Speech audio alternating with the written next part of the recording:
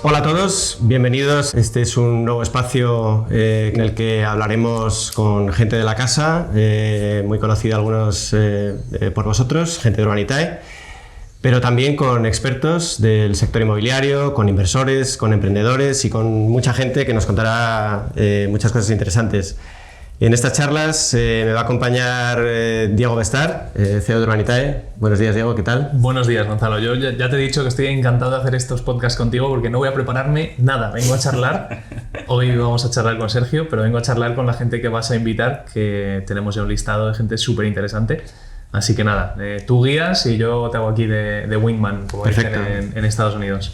Bueno, pues sin más, presentamos a nuestro invitado Sergio Arana, que es el director de Real Estate de Urbanitae. Sergio, bienvenido. ¿Qué tal, Gon? Buenos días. Diego, buenos días. Aunque hablamos todas las semanas decenas de horas, pues nada, encantados de que hablemos en este formato más distendido. Muy bien. Sergio, pues te voy a pedir lo primero que te definas en pocas palabras, para que sepa la gente quién es Sergio Arana. Pues Sergio Arana es un tío de Bilbao, de 41 años, de padre bilbaíno, madre cordobesa, por lo tanto tengo fusión de sangre, como en la película Ocho apellidos vascos. Y nada, llevo en Madrid desde el año 2012, en Urbanitae haré un par de años ahora en verano, y soy un tío normal, con aficiones normales, le gusta el deporte, del Athletic Bilbao, por supuesto, como somos todos los tíos de Bilbao. Y nada, y aquí estamos. Estudié Derecho, me he dedicado durante unos años, ahora hablaremos de todo eso, ¿no? Pero vamos, al mundo educativo, luego al mundo de la inversión, y la verdad que en Urbanitae pues están siendo unos años apasionantes y espero que duren mucho tiempo. Me alegra, no sé si me alegra o no saber que somos prácticamente de la quinta. Yo tengo 40, tú 41, Bestar también es de mi año, pero bueno. Sí, somos los tíos más mayores de Urbanitae, no sois conscientes. Prácticamente sí. Tú sacas la cuenta de las edades de la gente y aquí todos entre 25 y 30 y pocos. Bueno, pues vamos a empezar con la parte que mencionabas de tus comienzos universitarios y demás. Y lo primero que me llama la atención cuando he repasado un poco tu trayectoria, Sergio, es que has sido director de un colegio mayor. Pero ¿cómo se llega...? Y además yo te digo una cosa, creo que es de las experiencias con el paso de los años que más me están sirviendo en mi trayectoria profesional, aunque pueda parecer paradójico, ¿no? Cuando hice las entrevistas en el anterior trabajo en Bain Capital, que es un fondo americano, en fin, conocido, ¿no? Luego, en la típica comida distendida con el que era mi jefe, que fue quien me entrevistó y me contrató, me decía que lo que más había apreciado del currículum era haber sido director de un colegio mayor, cosa que me dejó alucinada. Y luego aquí ahora en Urbanitae, que vamos creciendo y cada vez hay más equipo, ¿no? Y por lo tanto cada vez hay que gestionar más situaciones humanas, pues toda la experiencia del colegio mayor me está sirviendo un montón. Y eso surgió, yo estudié Derecho en Pamplona. Pamplona es la Universidad de Navarra. Es una universidad muy de estilo anglosajón, con vida en el campus, digamos, ¿no? La gente vive en el campus universitario, va a clase andando, hay mucha vida, mucha convivencia, etc. Yo había vivido en un colegio mayor, me encantó la experiencia del colegio mayor, claro, pues éramos, no sé, 100 personas metidas en el mismo espacio, ¿no? Y al acabar la carrera, que estudié Derecho, tenía una oferta de Garrigues por un lado, que ahora la vida es curiosa porque es circular, ¿no? Ahora todo lo trabajamos con Garrigues, ¿no? Pues yo en su momento rechacé a Garrigues. Y en paralelo me ofrecen la posibilidad primero de ser subdirector de un colegio mayor, que estuve 3 años como subdirector, y luego después de 3 años subdirector pasé a ser el director del colegio mayor. Entonces surge porque me lo proponen, y como a mí el mundo universitario... Pero serías muy joven, o sea, ¿qué edad tenías cuando me preguntas? Pues, acabé la carrera en junio del 2004, cuando nos elimina Portugal de la Eurocopa del 2004, esa que ganó después Grecia, con un gol de Caristeas de córner. Y entonces acabó la carrera en 2004, que tenía 21 años, ¿no? Yo soy del 82, 21 años, lo cumplo en agosto. Y entonces empecé a ser su director con 21 años. Tenía tíos en el colegio mayor que eran mayores que yo. Claro, que habían sido compañeros míos de la carrera, pero se les había alargado un poco la faena y tal y cual. Y entonces ahí los tenía. Y luego con 24 para 25... me quedo como director del colegio mayor. Y entonces, de nuevo, los típicos tíos de medicina que entre la tuna y no sé qué se les había alargado un poco la faena académica, pues eran de mi quinta, pero yo era su jefe, en definitiva. Y te hacías valer, ¿eh? Les ponías en su sitio cuando venían... O sea, es de esas cosas que dices, pues ya está, esto es lo que tengo que hacer. Tratar de que estos 100 fenómenos, pues, funcionen, ¿no? Y se me hizo bastante natural. Yo creo que la edad, lejos de ser un inconveniente, me favoreció, porque al final, pues, de estructura mental y de aficiones y tal, estábamos muy a la par, ¿no? Lo único que era un poco retador para mí era cuando los padres venían a hablar y, oye, ¿cómo va nuestro hijo? Y tal. Pues estoy hablando con padres que son mayores que mis padres, ¿sabes? ¿Qué les voy a decir yo a estos señores, no? Pero bien, se dio bien. Yo creo que la edad, lejos de ser un hándicap, fue un punto a favor, la verdad. Yo por lo menos, no sé, recuerdo los 3 años que estuve yo en el Colegio Mayor en Madrid, aquí en el Chaminade. Una parte fundamental, yo creo, de cualquier colegio era justamente las fiestas, el salir y demás. Entonces me llama mucho la atención que una persona tan joven fuera capaz de manejar eso. No sé cómo lo vivías tú desde el otro lado. Pues ¿salías poco por aquella época? Joven, yo era un tío ordenado y tal, pero en la gente joven la fiesta corre por las venas, ¿no? Entonces, además Pamplona, al ser una ciudad universitaria, pues digamos las posibilidades de fiesta eran abundantes y tenían un plan.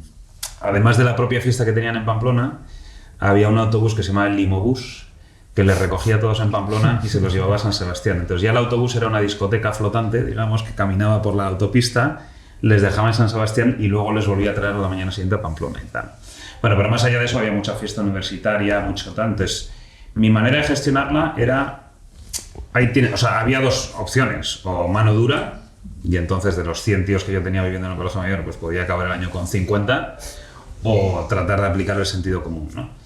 Yo les decía a los de primero, con los de primero era bastante estricto, porque al final irse a estudiar a Pamplona para las familias es una inversión gorda, estás pagando la matrícula de la universidad, estás pagando el Colegio Mayor, etc. El primer año además es complicado. Año, señores, aquí a funcionar, a sacar buenas notas y tal, y luego ya iré siendo más permisivo con vosotros. Y con los mayores, pues ahí al final había ya más confianza, nos conocíamos mucho y tal. Entonces la manera de gestionar el tema de la fiesta, pues yo creo que era tirar de sentido común, ¿no? Y luego hacerles sentirse a ellos responsables de su propio devenir, o sea que hay que pasarlo bien, pero también hay que sacar la carrera, conseguir un buen trabajo en acabar, etcétera. Así que no fue un gran problema, ¿eh? Nos has dicho que estudiaste Derecho Económico. Sí. Algo nos has contado ahí de Garrigues, pero bueno, ¿sabías más o menos ya hacia dónde te ibas a enfocar antes de ser director de colegio? Yo de pequeño quería ser locutor de radio. Somos de la quinta de José María García, ¿no? Hace poco salió un programa de José María García en Movistar y vamos, me lo devoré, ¿no? Salió un libro hace unos años de José María García y me lo devoré el libro, ¿no? Porque José María García en nuestra época, ¿no? Cuando estábamos en el colegio y tal, pues era el rey de las antenas, ¿no? Yo me dormía todos los días escuchando a José María García y era como mi sueño. Yo de mayor quiero ser José María García, ¿no? Locutor deportivo. Y aquí estás haciendo un podcast, y aquí estoy haciendo un tampoco podcast, estás tan ¿no? lejos. Y conseguimos llevar a José María García al Colegio Mayor, a Pamplona. Fue como un día memorable. Vino desde Madrid, lo fui a buscar al aeropuerto, estuve con él toda la tarde y tal. Empezó su intervención en la conferencia que nos dio con aquello de buenas noches, saludos cordiales, ¿no? Pues yo quería ser periodista deportivo, pero es verdad que mi padre es abogado y al final los padres suelen tener una influencia en los hijos. Tengo tíos abogados, amigos de mi padre abogados, yo iba mucho al despacho de mi padre, pues cuando acabamos el colegio, a echarle una mano a ordenar el archivo, lo que sea, etc. Y el derecho me llamaba la atención, porque creo que es una ciencia que estructura muy bien la cabeza y, bueno, y la vida de mi padre me resultaba atractiva, ¿no? Entonces me encaminé por el derecho. Pero el mundo económico siempre me ha gustado también. De hecho, yo desde los 14-15 años veía actualidad económica todas las semanas, ¿no? Madre mía. Me acuerdo de una historia en actualidad económica de Barrabés, que ahora lo tenemos de vecino, tiene un despacho aquí cerca de la oficina. Barrabés es una familia de Benasque que tenían una tienda de ropa de montaña y de esquí en Benasque. Y fueron, si no los primeros, de los primeros a montar un e-commerce en España, a finales de los 90. Y ahora tiene un Venture Capital y una especie de incubadora de compañías tecnológicas y tal y cual. Entonces me acuerdo perfectamente cuando leí lo de Barrabés y dije, pues este tío es un visionario, ¿no? Total, que leía actualidad económica y siempre el mundo empresarial me gustaba y te dije, bueno, voy a hacer derecho, pero con algo de números para no despegarme del mundo empresarial, digamos. Acabé la carrera, estuve pensando en opositar al registrador de la propiedad, también siempre todo ligado al inmobiliario de alguna manera, ¿no? Tuve la oferta de Garrigues para el departamento de mercantil y, bueno, y al final por el tema del Colegio Mayor no me fui a Garrigues, ¿no? Pero derecho fue un poco pues por tradición familiar, una carrera que me permitiera tener muchas puertas abiertas, ¿no? Y después de unos años en el Colegio Mayor, que como tú bien sabes, la vida es intensa, dije, bueno, ¿ahora qué hago? ¿Me vuelvo a la abogacía o me voy al mundo empresarial, ¿no? El mundo empresarial es mucho más amplio desde mi punto de vista, diverso, puedes hacer cosas pues muy, muy diferentes. Y ahí fue cuando me fui a hacer el máster del MBA al IES a Barcelona, con idea de dedicarme al mundo empresarial, ¿no? Y aquí estamos. Entonces, pensaba yo estar hoy aquí, pues a mi edad, se ha ido dando.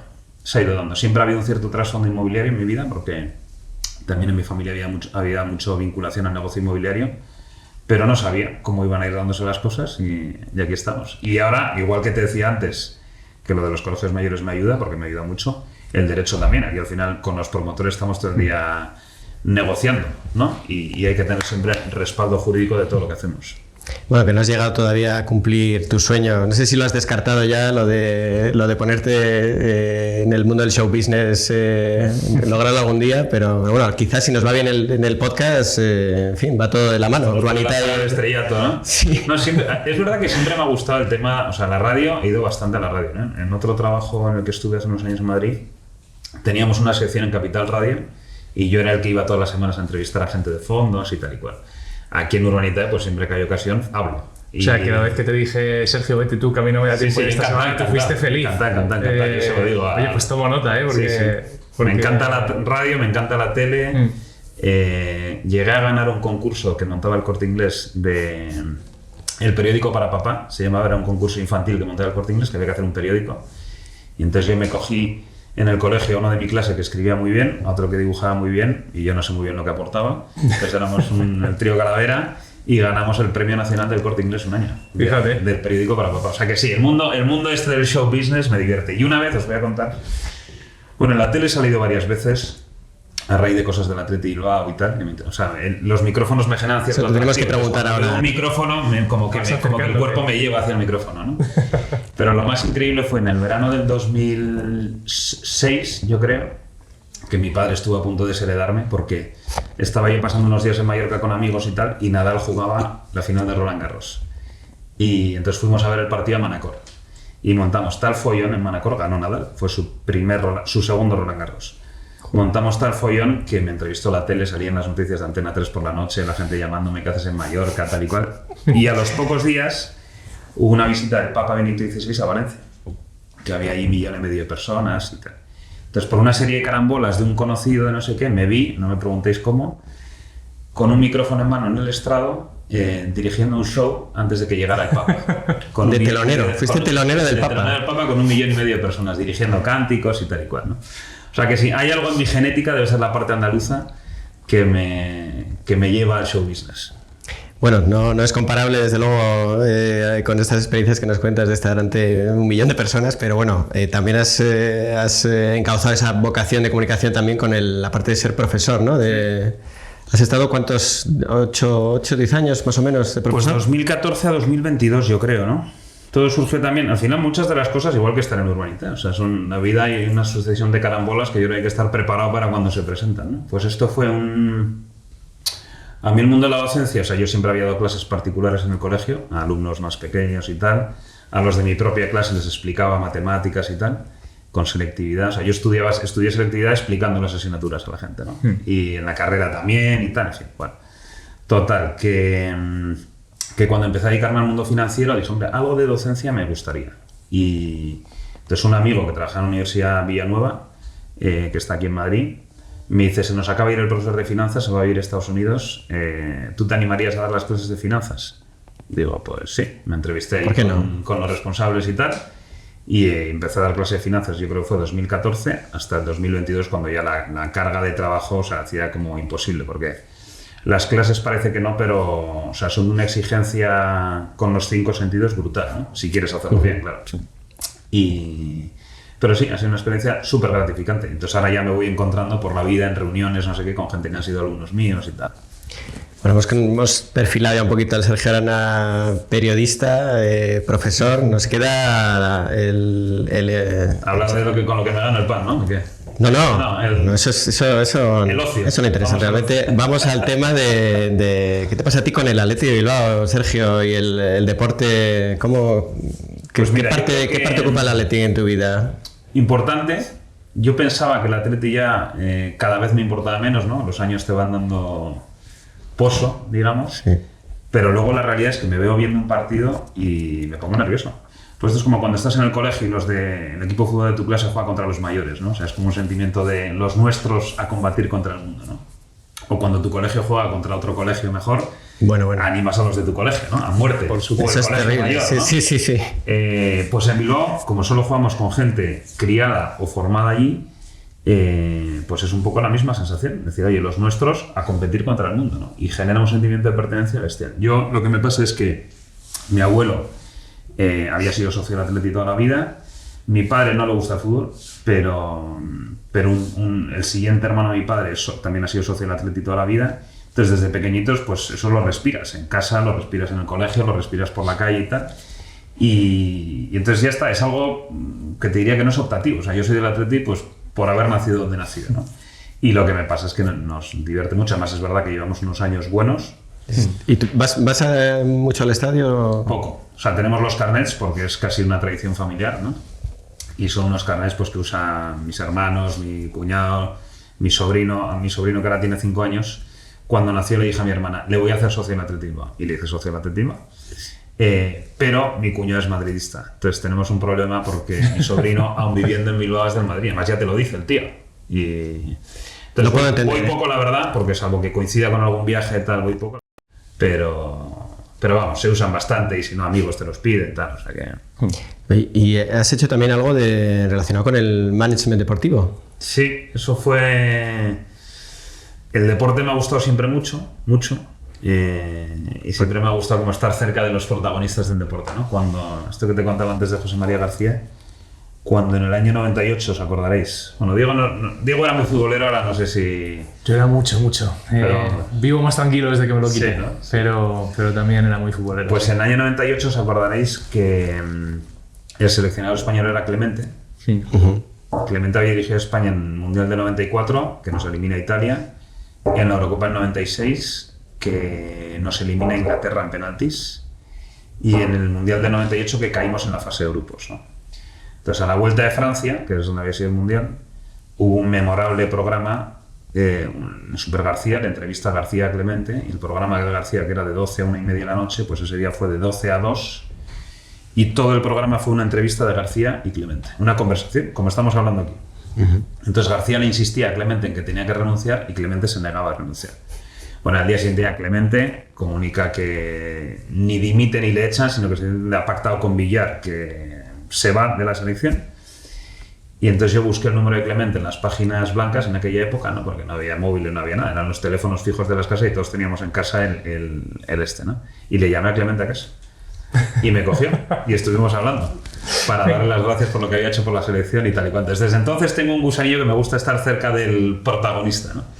Total, que lo del management es porque yo en el verano del... ¿Tú has jugado al fútbol? ¿O he jugado mal, era el típico delantero palomero que se movía poco, y cuando ya vi que mis capacidades como delantero iban menguando, pasé a ser lateral derecho, que es la posición más irrelevante en el campo de fútbol. La que he ocupado en mi breve experiencia, esa ha sido yo. Exacto, lateral derecho, o sea, intenta tú ahí, concéntrate, que no pase nadie por tu lado y ya está, ¿no? Y luego una época que tuve de portero. Pero hemos jugado al fútbol en el 2000, me he roto las 2 rodillas y tal, entonces en el 2018 creo que fue, 18 que tuve mi última lesión, dije, hasta aquí llego el fútbol, ¿no? Que es como la primera muerte, o sea, cuando dejas el fútbol ya algo está cambiando en tu vida, ¿no? Y total, que el tema del management deportivo fue, como te he contado, después de Pamplona me voy a Barcelona a hacer el MBA, y ese verano hice unas prácticas en Estados Unidos, ¿no? en un family office ahí, etc. Family office con el que ahora estamos hablando para en fin, contarles proyectos de urbanidad. ¿Dónde? ¿En Estados Unidos? En Nueva York. En Nueva York. Que me parece una ciudad fascinante. Alucinante. Fascinante. Sales de Nueva York y te sientes que eres pueblerino, siendo de Madrid, ¿no? Sí. Es alucinante, sí. Y luego vuelves a Madrid y te parece Madrid un pueblo, porque dices, aquí los edificios son muy bajos, las calles son pequeñas y tal y cual, ¿no? Total, que estando en Estados Unidos, esta gente del Family Office me ofrecen volver ahí al acabar el máster y tal, pero me acordaré toda la vida, un día viendo el Open británico de golf, que yo no jugaba al golf en esa época, que lo ganó Darren Clark, me acuerdo. Tienes una memoria pues un amigo con el que estaba viendo el British Open, el último día del British Open, me dijo, oye, ¿tú por qué no te dedicas al deporte? Si se te ve que te encanta, ¿por qué no eres manager deportivo y tal? Y dije, pues me parece buena idea. Entonces, como en Estados Unidos el mundo emprendedor es, ¿no? Impresionante, pues me empecé a calentar la cabeza con montar algo que tuviera que ver con el deporte y asesorar a los deportistas, llevarles la representación, llevarles las finanzas, las cuestiones jurídicas y tal, Vuelvo a Barcelona al segundo año de máster, porque el máster eran 2 años, y con un amigo de clase que ahora también se dedica a las inversiones, ¿no? Que había sido piloto de automovilismo, el tío había competido con Hamilton, Vettel y tal, le cuento la idea y me dice, pues me encantaría dedicarme a esto. Pues montamos nuestra... pues venga. Y entonces montamos nuestra propia empresa para asesorar a deportistas, ¿no?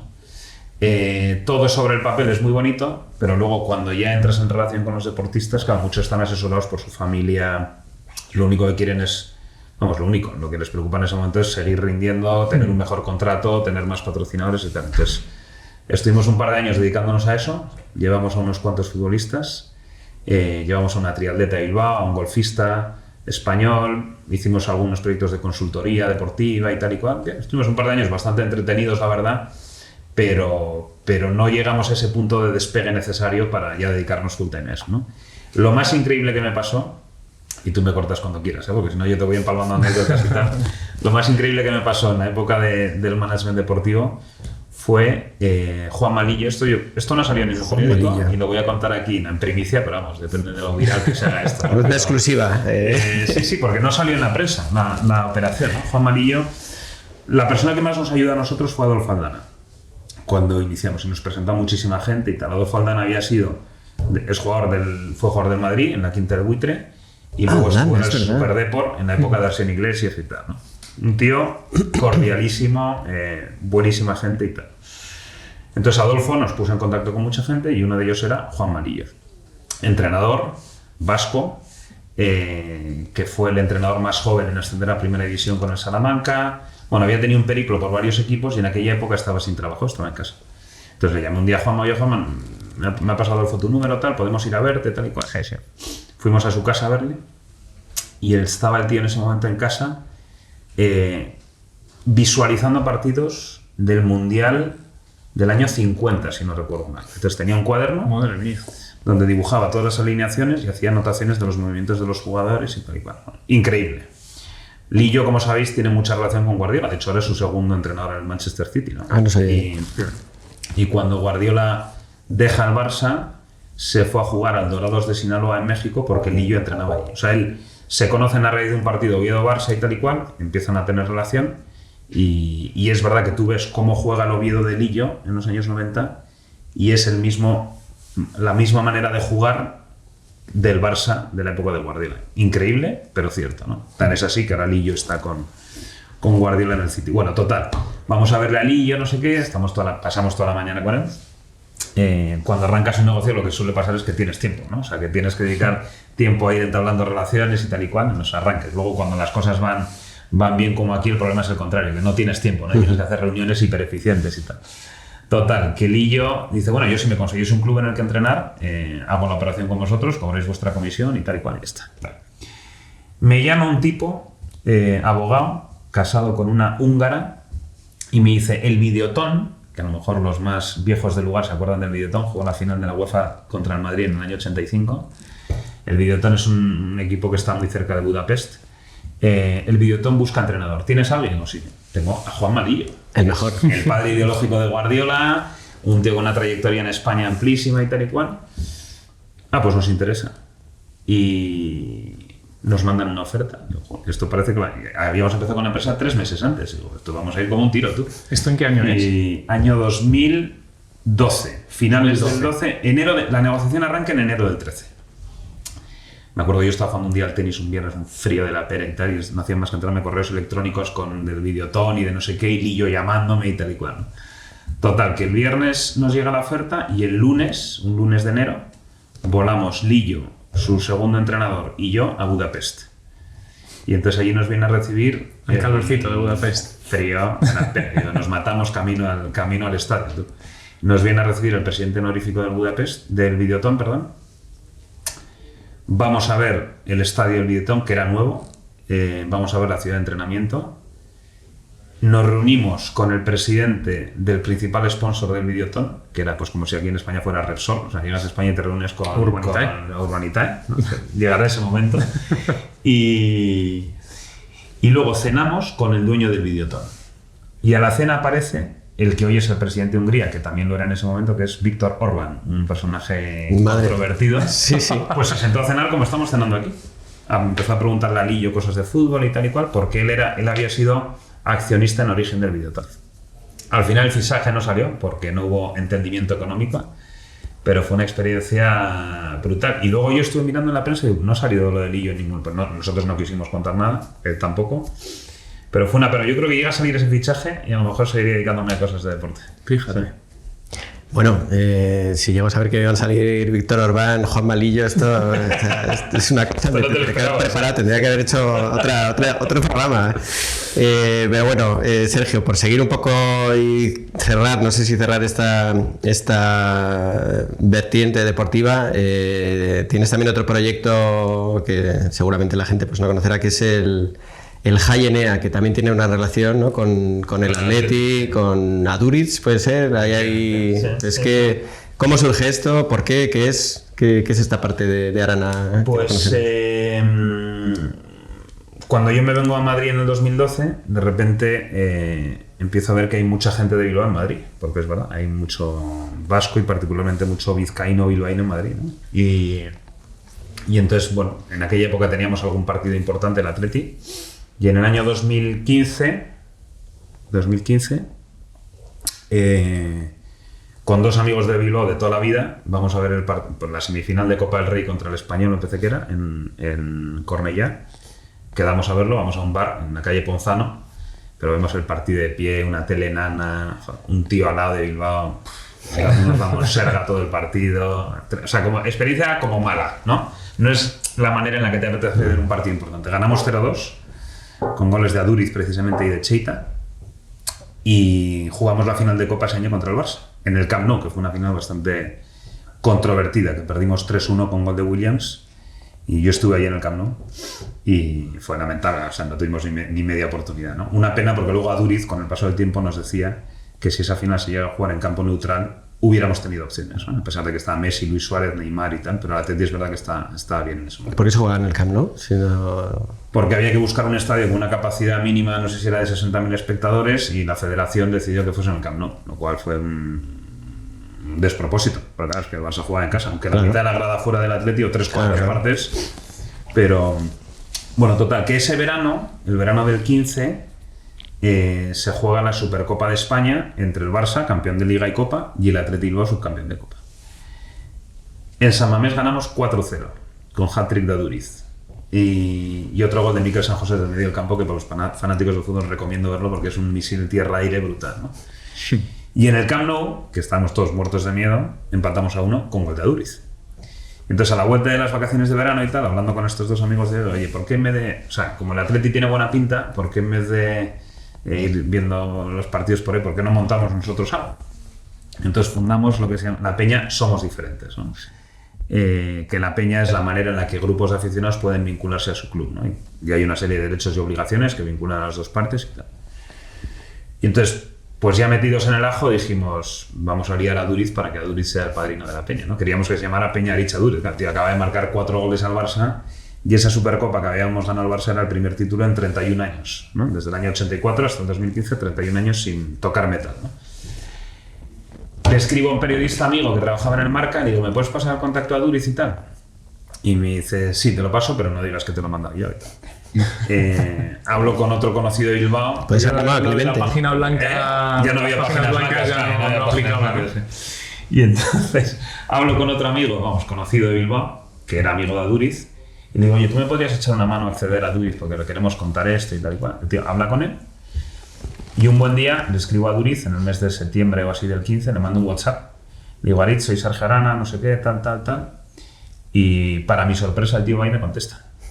Y me dice, Sergio, perdona que está en Mallorca todo el día, no sé qué, tal. Te llamo mañana a salir del entrenamiento. Entonces me llama Aritz Aduriz. ¿No? O sea, para un tío de Bilbao que te llame Aritz Aduriz. En ese momento... El pantallazo de esa conversación... Lo tengo, lo tengo enmarcado, ¿no? Sí. Y pues es como si a un tío de Madrid ahora le llama Bellingham. O sea, es una cosa como sí, inverosímil, ¿no? Y entonces Aduriz me dice, nada, Jaime, si me quedan 2 telediarios... Yo no, ser padrino de una peña, poner mi nombre, nada. Dice, bueno, de todas formas, si queréis un día cuando juguemos en Madrid, os venís al hotel y nos conocemos y tal.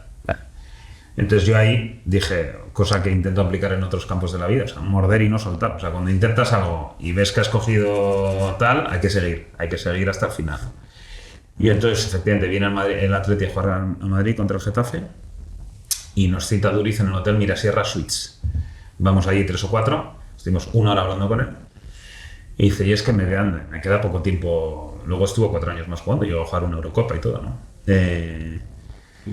No, venga, Aris, sí, pero haznos el favor y tal y cual. Bueno, total, que después de mucho insistir, le digo, oye, si le ponemos a la peña un nombre que no sea Duriz, sino que tenga que ver contigo, por ejemplo, Somos Diferentes. Somos Diferentes es porque cuando ganamos la Supercopa, en el discurso que da Duriz en el balcón del Ayuntamiento de Bilbao, termina diciendo, porque somos un equipo único en el mundo, no sé qué, somos diferentes, ¿no? No somos ni mejores ni peores, somos diferentes. Pues esa idea me gusta. Peña Somos Diferentes, la fundamos y sigue funcionando, somos 40 y tantos, ¿no? Y nos juntamos a ver los partidos y tal. De vez en cuando viajamos con el equipo, en fin, hay como... Y hemos traído a Del Bosque, a Iraola, de Marcos, a Duriz, o sea, hemos traído a Julen Guerrero, a Clemente, o sea, hemos agitado bastante largo, ¿no? Cada vez que vamos a Bilbao nos invitan ahí al palco, no sé qué tal. Teníamos mucha amistad con el presidente anterior, con Aitor Elizegui. De hecho, la semana pasada estuve aquí en Madrid desayunando con él. Y al actual le conocemos, a John también, ¿no? Bueno, total, que arrancamos con la peña y muy bien, ¿no? Y vino a Duriz a inaugurar y tal, o sea, muy bien. Y veíamos los partidos de prestado en un sitio, un local que nos dejaban para los partidos y tal. Pero dijimos, tenemos que tener nuestro propio espacio, hecho por nosotros y para nosotros y tal. Y entonces alquilamos enfrente del frontón Betty High, que es el último frontón que queda en Madrid. En Madrid hubo una época en la que había muchos frontones por la ciudad. Pues el último que queda se llama el frontón Betty High, que es patrimonio y está protegido, ¿no? Es del Ayuntamiento de Madrid y tal. Enfrente conseguimos un local del cual nos echaron los vecinos a los 9 meses. Y entonces ahí fundamos el Choco. El Choco Jayenea. Jayenea significa casa de la fiesta y el High es por jugar con el frontón Betty High, ¿no? Como estábamos enfrente. Y los Chocos, bueno, una sociedad gastronómica, yo creo que todo el mundo más o menos conoce, ¿no? Un espacio para juntarse, cocinar y pasarlo bien. Entonces la peña arranca en el 16, el Choco arranca en el 17, ya te digo que nos echaron de ese local, pero bueno, ya tenemos uno en el que llevamos 6 años funcionando muy bien. Entonces el Choco es un espacio, pues en Madrid, donde las casas en general no son muy grandes, ¿no? Donde pues te puedes juntar 30, 40 a cocinar, comer, vamos, y tiene un uso increíble, ¿no? Bueno, más de un sarao hemos celebrado ahí con el equipo Urbanitae también. Urbanitae, hemos montado cosas del equipo Urbanitae, cosas con promotores y más saraos que haremos. Pues, Diego cocina muy bien, de hecho, cocina varias veces en el Choco. Sí, tiene fama de... Aunque últimamente ya somos tantos que empieza a ser más complicado, pero la verdad es que es un lugar que es una pasada, ¿no? Y lo hemos disfrutado mucho. Sí. Pues de ahí viene todo, de Aduriz, macho. Si no hubiera sido por Aduriz... No, es sorprendente las vinculaciones que tienes con mundos, bueno, que poco tienen que ver en principio con lo que haces ahora, ¿no? Sí. Pero bueno, ya que hemos mencionado Urbanitae y que estamos en la sede de Urbanitae, pues vamos a hablar un poquito de esta parte, ¿no? De cómo llegas a Urbanitae. Bueno, ¿cómo os conocéis vosotros dos? ¿Cómo llega Sergio al equipo? Porque es en junio, creo, del 22. Sí, creo el 4 de julio del 22, ¿no? Pues Sergio yo te conocí en la primera operación que hicimos en Urbanitae, antes incluso de que Urbanitae estuviera abierto al público, antes de tener la autorización, empezábamos a hacer algunos proyectos y nos conocimos por aquel entonces. No recuerdo exactamente cómo llegaste a nuestras oficinas y me interesa saber qué carajo pensaste. Cuando entraste en esa oficina dijiste, bueno, esta gente que... Pues voy a decir la verdad, o sea, porque ahora es muy ventajista hacer la quiniela el lunes, pero la realidad es que yo desde el día 1 sabía que el modelo Urbanitae iba a funcionar. Lo tenía meridiano. Entonces todo surge por un amigo de Bilbao, que se llama Jorge Fernández, que le conoces. Yo en aquella época trabajaba en Aya Real Estate, que es uno de los servicers, bueno, ahora lo he comprado Intrum y tal, pero en aquel momento era uno de los servicers líderes en España. Y yo trabajaba en el equipo de desarrollo inmobiliario. Hacíamos promociones para Sareb, Cajamar, Liberbank, etcétera, ¿no? Como los bancos y Sareb y tal se quedaron mucho activos, pero sí que se va a desarrollarlo para... Yo estaba en ese equipo y a mi jefa, que confiaba mucho en mí y que ha sido una de las personas claves en mi trayectoria profesional. Alicia, ¿no? Alicia Hinojosa, buenísima gente. Pues le dije, oye Alicia, de la misma manera que hacemos esto para Sareb, Cajamar, Liberbank y tal, ¿por qué no lo hacemos con inversores? Es decir, que los inversores pongan el dinero y nosotros les hacemos todo el proyecto inmobiliario. Hacemos la promoción en definitiva, ¿no? Una especie de promoción delegada, lo que se llama promoción delegada. Y me dice, pues me parece buena idea y tal. ¿Me dejas empezar a hablar con gente? Sí, tú muévete todo lo que quieras, habla con quien quieras y tal y cual. Bueno, y entonces en esa se lo cuenta Jorge, porque yo había leído en algún lado que Urbanitae se había constituido Urbanitae, pues esto te estoy hablando de enero del 18, yo creo que Urbanitae llevaba 6 meses funcionando, más o menos, ¿no? Sí, empezamos en el 17, pero empezamos a hacer un poquito de ruido y comunicación, yo creo que en verano, finales del verano del 17, o sea, llevamos ahí muy poquito tiempo. Sí. No habíamos hecho ninguna inversión Por todavía. eso no se había hecho nada. Sí. Total, que le digo, sí, pues yo te presento a Diego Vestal, que es un tío fantástico, el CEO, tal, no sé qué. Y fui a las oficinas de Hermosilla a veros, y estabais tú y Jorge Turegano. Tú. Y la oficina vacía, ¿no? Éramos ¿Sabes? los Son dos. como los pilares de, ¿no? Y la oficina vacía, ¿no? Y andaban por ahí Carlos Pulido, tal y cual. Sí. Total, que les digo, oye, mira, en Urbanitae, en Haya queremos empezar a impulsar esta línea de actividad, entonces tal.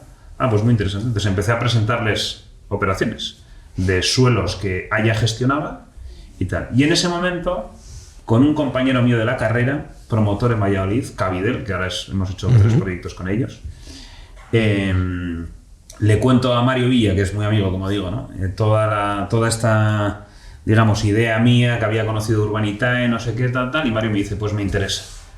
Me interesa, porque nosotros para poder hacer más proyectos necesitamos más dinero. Y entonces era un pequeño proyecto en la calle Murillo Valladolid, que eran 7 viviendas, un edificio, una casita que ellos habían comprado en la Caixa y que tenían que demoler para luego hacer el edificio. Y entonces ahí de alguna manera ellos eran los promotores, Haya actuaba como de controller, por decir así, y Urbanitae ponía el dinero. Entonces ese fue el primer ticket que levantó Urbanitae, que eran 200.000 euros en el verano del 18, si no recuerdo mal. Tengo el mail por ahí guardado. A mí me quitó 200.000 horas de sueño y de sufrimiento, porque claro, nosotros, Jorge y yo, por aquel entonces no teníamos inversores, no teníamos nada en Urbanitae. Entonces, claro, nos sentábamos delante de Sergio Arana, que venía de Haya, un hombre sobradamente conocido en nuestro país, y nosotros teníamos que dejar la cara de póker de sentarnos ahí y deciros, por supuesto que vamos a levantar el dinero. Y mientras tanto pensábamos, a ver de dónde vamos a sacar los 500.000 euros y a quién convencemos, ¿no? 200.000 euros hoy por hoy, imaginaros, ¿no? Pero por aquel entonces era una Ayer tardamos 40 segundos en 2 millones y medio, ¿no? Sí. Pues eso fue una tarea titánica al principio, ¿no? Sí. Pero bueno, ahí estuvo. Pues esa fue la primera toma de contacto. Y yo, de verdad te lo digo, este modelo va a funcionar porque los promotores necesitan dinero, los inversores es un tipo de inversión que al español le gusta. Y ya está, entonces ahí hablamos. Yo después de ahí me fui a Bain Capital en el 2019 y nada más entrar en Bain, o sea, yo me incorporo en Bain un 4 de septiembre, pues me llama Diego un 15 de septiembre para decirme a ver si me apetecía unirme a Urbanitae. Entonces la típica sensación que dices, ¿por qué ahora? O sea, acabo de incorporarme a Bain, me encantaría irme a Urbanitae, pero es que no puedo irme de un sitio al mes de haber llegado, ¿no? Claro. Entonces ahí mantuvimos el contacto. Dicho esto, o sea, pensando de forma, como dices tú, ¿no? Ya a posteriori, yo creo que probablemente fue bueno que no te unieras en ese momento, porque es verdad que Urbanitae por aquel entonces, no hubiéramos aprovechado tu perfil en esa entrada, porque no teníamos potencia de tiro, era muy difícil sacar proyectos. Pero bueno, al final se ha dado la historia, que ahora continúas contándola, pero visto con el tiempo igual ha sido hasta mejor, ¿no? Sí, un poquito más de tiempo. Yo también aprendí muchísimo al final, joder. Claro. Es uno de los grandes fondos, han hecho muchísima inversión inmobiliaria en España y tal. Bueno, total, mantuvimos el contacto y yo desde Bain intenté que hiciéramos alguna operación cuadrando activos de Bain con un promotor y con Urbanitae, pero no se dio, pero tuvimos unas cuantas reuniones y tal. Y llega el verano del 21, me rompo el tendón de Aquiles ese verano. Es verdad. Y puede parecer una tontería, pero a raíz del tendón de Aquiles yo viajo a un encuentro inmobiliario en Cádiz que estaba Diego de ponente. Y entonces en la cena, que hacía, pues igual hacía un año que no nos veíamos, yo creo que yo iba con las muletas, la protección esa para el tendón y tal, yo creo que a Diego le di tanta pena de este pobre chaval y tal, que viene aquí, coge, estuvimos media hora así hablando en la cena. Sí. Luego otro día voy a rehabilitación, aquí al lado de la oficina, y me encuentro a Ture por la calle. Y en el mes de marzo del 22, de repente me escribe Diego un día para ver si nos tomamos un café. Y entonces yo pensaba que era para retomar las operaciones Bain, Urbanitae y tal, ¿no? Tan es así que yo en la oficina lo conté. No, he quedado con Urbanitae, a ver si les podemos vender algo de lo que tenemos en cartera y tal y cual. Y entonces empezamos a tomar un café en la sala del fondo, que no había nadie en la oficina, pues había ido todo el mundo a hacer el reconocimiento médico, me acuerdo perfectamente. ¿Qué memoria tiene? Y me dice Diego, ¿por qué no te vienes? Y digo, pues a lo mejor ahora sí. Llevaba 3 años en Bain y tal, y digo, pues a lo mejor ahora sí. Y le pregunté un poco en qué volúmenes de inversión estaba Urbanitae en ese momento. Entonces yo ya vi, o sea, siempre había creído en Urbanitae, lo digo de verdad, pero en aquel momento vi, o sea, que ya la curva de crecimiento se estaba reflejando ya en las cifras. Pero a lo bestia, ¿no?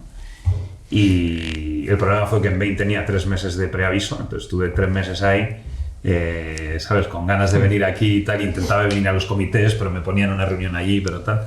Y ya por fin me incorporé en julio del 22. Y la verdad que, o sea, encantadísimo. Yo siempre tenía la duda, ¿no? De viniendo de un sitio como Bain, con el nombre que tiene, el posicionamiento que tiene en el mundo financiero, bueno, los que venís de grandes empresas, siempre he tenido esa duda de cómo se percibe una empresa como Urbanitae, ¿no? Es verdad que tú nos conoces desde el principio, sí, ¿no? Desde antes del principio, nos conoces en los preludios, pero estando en Bain todavía no éramos tan conocidos como somos ahora. Es decir, tú nos conocías de cerca, ¿no? Pero tu percepción desde fuera, aparte del potencial que tenía esto, yo creo que te lo preguntaba mucho, ¿no? Sí. Pero ¿tú cómo lo ves esto, ¿no? ¿Qué percepción tienes de Urbanitae? O sea, yo la percepción que tuve y que la mantuve en el tiempo de Urbanitae desde el día 1, cuando analizabais la operación de Valladolid, es en rigor. O sea, estos tíos, da igual cuánto sean en la empresa, da igual cuánto dinero levanten, tal, analizan las operaciones como si fuese una inversión de 100 millones de euros. Y entonces eso desde el principio me impactó. Además, Turen, o sea, bueno, tú y yo somos de la quinta más o menos, pero Turen en aquella época tenía 25 años, yo creo. Sí, sí. Y entonces siempre la sensación con Urbanitae desde fuera es gente rigurosa y gente que sabe crecer al ritmo adecuado. O sea, que no hacen tonterías, en definitiva, ¿no? Entonces, rigor y seriedad y prudencia, ¿no? Y en aquella época es verdad que, no sé, en julio del 22 igual ese año se habían levantado, no sé, 30 millones de euros por ahí, ¿no? Sí, me parece que... En total, puede ser, sí. En total o en lo que se llevaba de año, no me acuerdo. Porque el 22 lo terminamos en... En el 22 70. 65 por ahí, ¿no? Sí. Eso es. Estaríamos por Pero ahí. Ya, o sea, ya se veía, y luego yo hablando con promotores y tal, te das cuenta que es algo que aporta valor. Hay un grupo promotor muy conocido en el País Vasco, que se llama Grupo Iber, que todavía no hemos hecho nada con ellos, que su modelo es precisamente eso. O sea, ellos ponen algo del capital y el resto lo ponen industriales vascos. Entonces, la idea de juntar dinero de gente para desarrollar proyectos inmobiliarios tiene todo el sentido del mundo. Y al promotor, entonces yo veía Urbanitae y digo, estos tíos tienen capacidad de levantar dinero.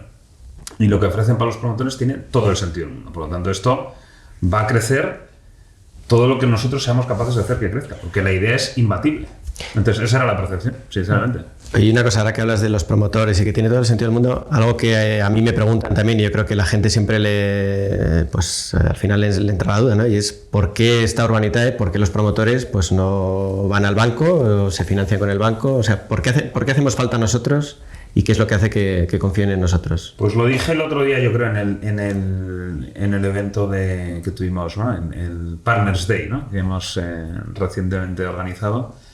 Al final nosotros, antes los bancos lo cubrían todo, ¿no? Y a raíz del año 2007, con el reventón del sistema financiero y del sistema y del mercado y del mundo inmobiliario, la regulación es cada vez más exigente y los bancos, que insisto, antes lo financiaban todo, hasta suelos rústicos, suelos en gestión, daban el 100% del capital para comprar el suelo y tal, cada vez van acotando más, digamos, los criterios para prestar dinero.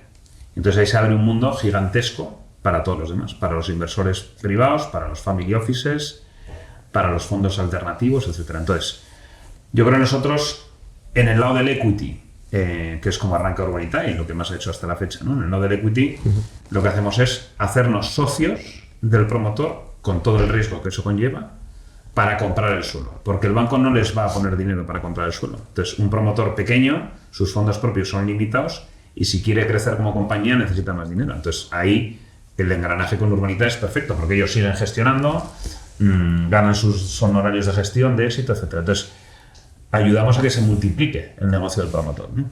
En una fase en la que el banco es inconcebible a día de hoy que entre. Y luego en el lado y ya después viene el banco a dar el préstamo al promotor, que nos lo da al promotor y a nosotros estando ya en sociedad, ¿no? Y en el lado de la deuda, pues hacemos deuda, igual que otros fondos alternativos, allá donde los bancos no quieren o no pueden llegar, ¿no? Pues todo el mercado de lujo, que ahí se ha abierto un mundo gigantesco, que los bancos no van a financiar la construcción de una villa porque no tiene comprador. Los bancos, por definición, financian compraventas, al menos en España, ¿no?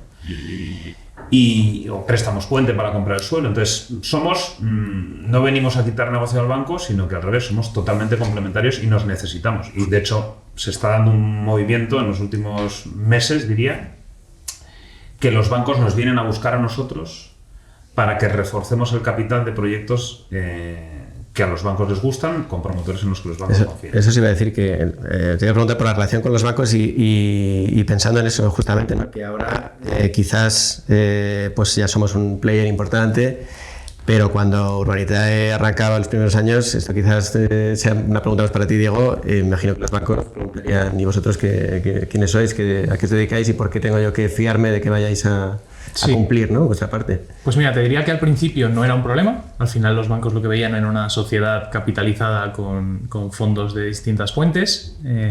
La fuente principal era la del promotor y luego pues el promotor contaba con inversores.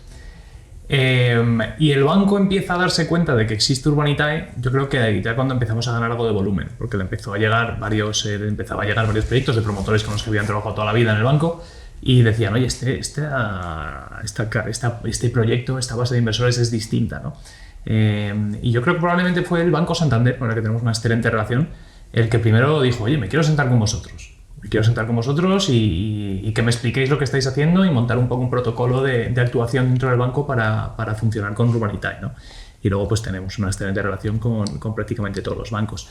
Pero bueno, para la banca en realidad a nosotros nos lo preguntan mucho, ¿no? Porque quizás hay una percepción en el mercado de que las plataformas de financiación o las fintech, como puede ser Urbanitae, venimos a competir con los fondos, con los bancos.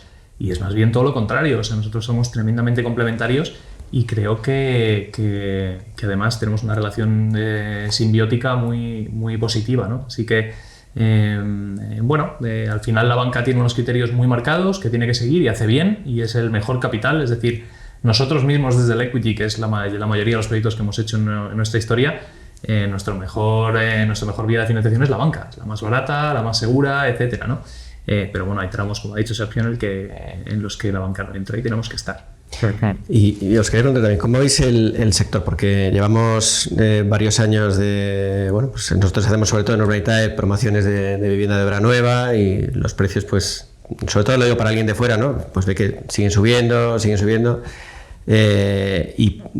Puede entrar la duda, ¿no? De, ¿hacia dónde vamos? O sea, ¿esto es sostenible? Y ya para centrar un poco más la pregunta en Urbanitae, es un buen momento. Nosotros sabemos que hay apetito porque los proyectos pues se siguen completando, pero es un buen momento para invertir esta situación del sector en el que están cayendo un poco las compraventas y demás, pero que los precios no dejan de subir. ¿Cómo lo veis vosotros? ¿Cómo os afectan las promociones y cómo veis el sector?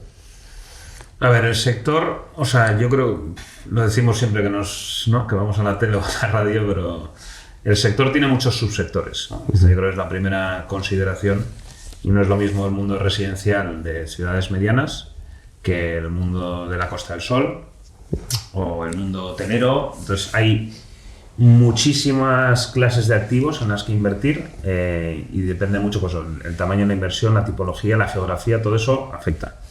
Entonces, en líneas generales, ¿qué pasa con la vivienda? ¿No? Dices tú, la vivienda no para de subir, efectivamente. ¿Qué ha pasado con los coches de segunda mano el año pasado? Pues que tú comprarte un coche de segunda mano el año pasado se ponía casi a precio de coche nuevo. ¿Por qué? Por falta de stock.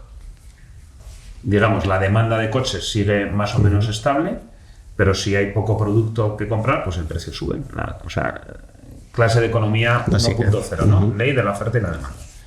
¿Qué pasa con el mundo de la vivienda en España?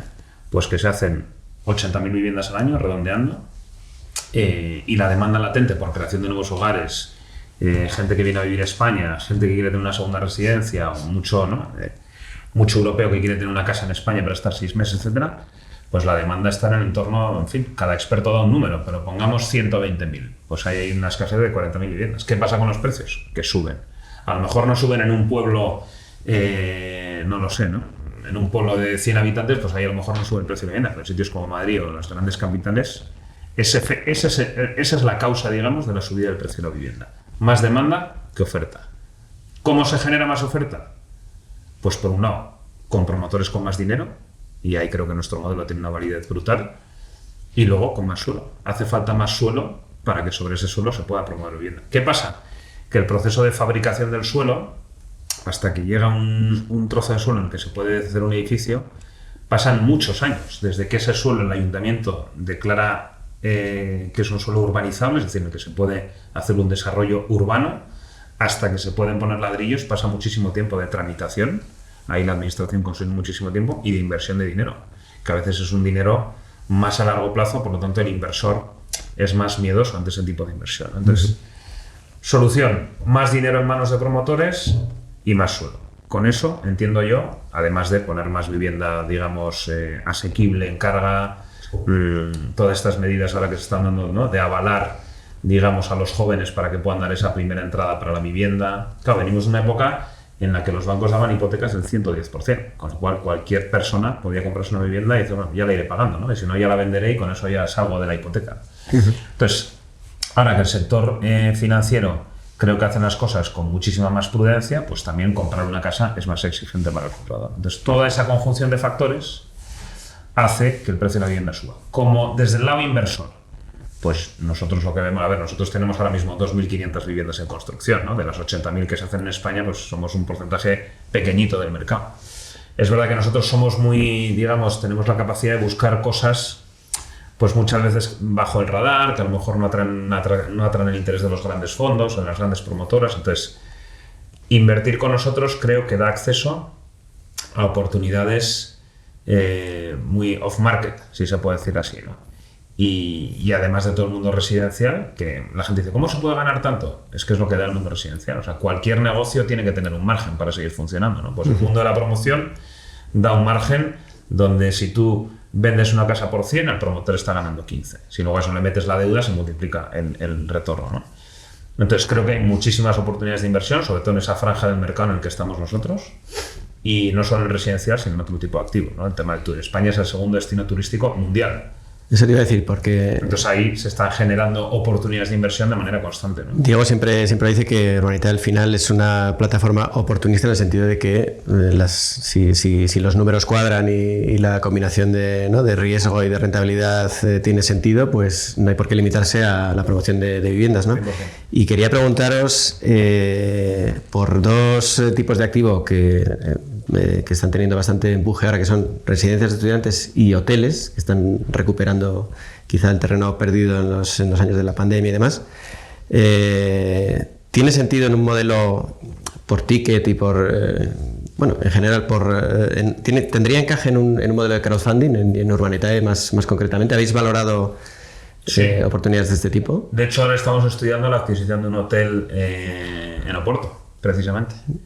Es comprar un activo para reformarlo entero, siempre de la mano de un promotor que pone dinero, o sea, igual que hacemos en los proyectos residenciales. Se puede ser el primer... Un promotor que ponga dinero y luego tenemos que tener clara la salida. O sea, nosotros no podemos meter a inversores o proponer a inversores que entren en proyectos donde no tenemos claro el horizonte temporal. Entonces, en la medida en que sea un activo bien localizado, que dé una rentabilidad atractiva para un inversor que lo quiera comprar dentro de 2, 3, 4 años, para nosotros tiene todo el sentido.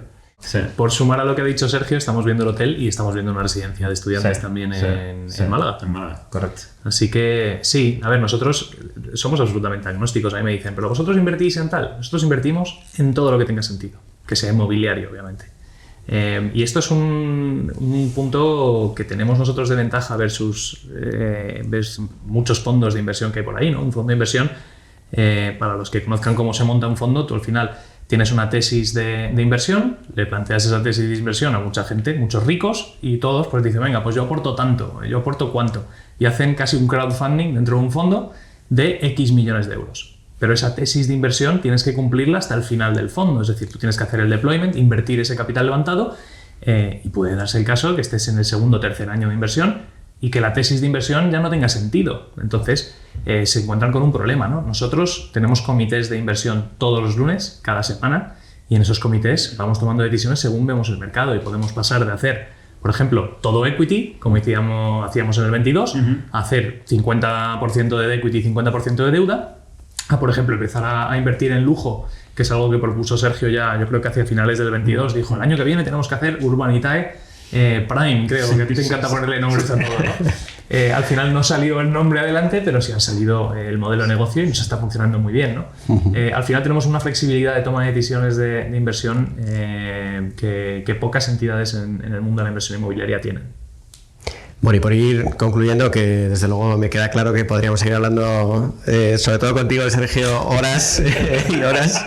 Pero bueno, vamos a cerrar con las dos preguntas que le vamos a hacer a todos nuestros invitados. La primera, ya que hablamos de inmobiliario, de inversiones y demás, es, no sé si te quieres mojar ahora, pero bueno, ¿cómo invierte Sergio Arana o qué recomendaciones de inversión darías tú? Yo recomiendo lo que hago yo, que es diversificar, ¿no? O sea, creo que si la lección 1.0 de economía es ley de la oferta y la demanda, la segunda es la diversificación. Entonces yo, a mi nivel modesto, lo que procuro hacer es, por un lado, algo de dinero en mercados de capitales, renta fija y renta variable, pero por edad ahora más renta variable, la verdad, porque hay más, digamos, tienes más capacidad de recuperarte, en principio, si las cosas van mal, ¿no? Entonces hay más o menos la mitad, y la otra mitad, sinceramente, son proyectos de Urbanitae, porque ya que estamos aquí todo el día viendo proyectos, pues puedes... Pero no en un proyecto Urbanitae, sino tratar de poner en distintos, porque al final, por pura estadística, pues algunos irán alineados con el plan de negocio, otros a lo mejor se retrasan, otros lo mejorarán. Entonces, y muchos amigos, estando yo aquí, pues son constantes, ¿no? Y a Diego le pasará y a ti también. O sea, que al final la gente dice, ¿y dónde mete el dinero? Avísame de un proyecto bueno. Entonces, diversificación. No se puede tener todo el dinero en inmobiliario, ni se puede tener todo el dinero en mercados de valores. Creo que hay que tenerlo repartido. Y dentro del inmobiliario, repartido. Igual que cuando tú inviertes en bolsa, la cultura de nuestros padres y abuelos era comprar telefónicas, BBVs e Iberdrolas, ¿no? Yo creo que ahora cualquier persona lo tiene metido en un fondo, que a su vez ese fondo invierte en muchas compañías, fondos en Estados Unidos, en Europa, etcétera, ¿no? Pues diversificación para mí es la máxima, ¿no? Y en Urbanitae, desde luego, vamos, creo que hacemos un trabajo de análisis brutal. Está mal que yo lo diga, pero yo tengo el privilegio de liderar un equipo que son unos fueras de serie todos, ¿no? Y que analizan las cosas con todo nivel de detalle. Y cuando entramos en algo, ha sido analizado por el equipo, ha sido validado por el comité de inversiones por unanimidad, que eso siempre lo decimos, porque es así. Por lo tanto, creemos que estamos entrando en cosas buenas, pero diversificando. Yo ahora mismo, dentro de Urbanitae, a mí me tiran más los proyectos de equity, pero creo que la deuda, joder, estamos haciendo deudas que son fantásticas, ¿no? Con retornos del 10% anual garantizado, pues, en fin, ¿no? Se ve fácilmente. Bueno, y la segunda, pues recomiéndanos una película, un libro, una serie, algo que estés viendo ahora o que te haya impactado, que te guste particularmente. Pues mira, como estas preguntas me las dijiste ayer, he pensado, ¿no? La última película que he visto, no soy el tío más cinéfilo del mundo, la verdad, solo me gustan películas que sean historias humanas, ¿no? Todo lo que son naves espaciales y cosas raras. ¿Te va la ciencia ficción? Cero. Es un defecto, bueno, no es un defecto, una virtud o es lo que es, pero a mí me gustan películas que sean historias humanas. Entonces, aunque ahora todo el mundo está hablando de ella, yo la vi en Navidades, La Sociedad de la Nieve me pareció brutal. Brutal. Yo había visto Viven, tengo Viven perfectamente claro en la memoria, me acordaba perfectamente de Canessa y de Parrado y tal y cual, y me parece que la han recreado con un nivel magistral, ¿no? Y aquello, o sea, es el ser humano llevado al límite más absoluto, ¿no? Eso de película. De libro, a mí me gusta mucho, me gustan la novela, me gusta desde luego, me gustan libros históricos y luego me gustan libros que hablan de personajes interesantes, ¿no? Entonces, ahora mismo estoy con un libro de historia de España y en paralelo con una novela de la Segunda Guerra Mundial que se llama La luz que no puedes ver. Pero de los que he terminado últimamente, el más brutal, y lo he recomendado mucho, es uno que se llama Nadie lo sabe, que es una novela histórica con muchos datos históricos sobre la vuelta al mundo del Cano y Magallanes. Nadie lo sabe. Pues, y luego de series estoy viendo una que está financiada por crowdfunding, sí. que se llama The Chosen, que es de la vida de Jesucristo, que lo han hecho unos americanos, muy bien hecha. Y entonces ellos levantan el dinero capítulo a capítulo y cuando tienen el dinero levantado graban el capítulo. Fíjate. Interesante. Nosotros elegimos el proyecto, levantamos la pasta, hacemos el proyecto, ¿no? Pues Otra posible línea de negocio, Diego, no te digo más. Sí, tomamos nota. Pues nada más. Muchísimas gracias a los dos. Muchas gracias, Sergio, por contestar a nuestras preguntas. Es que ricasco y hasta la próxima para todos. ¿Os ha gustado? Suscribíos al canal de Urbanitae y podréis ver todas las entrevistas de Entre el Punto y la U y mucho más contenido interesante.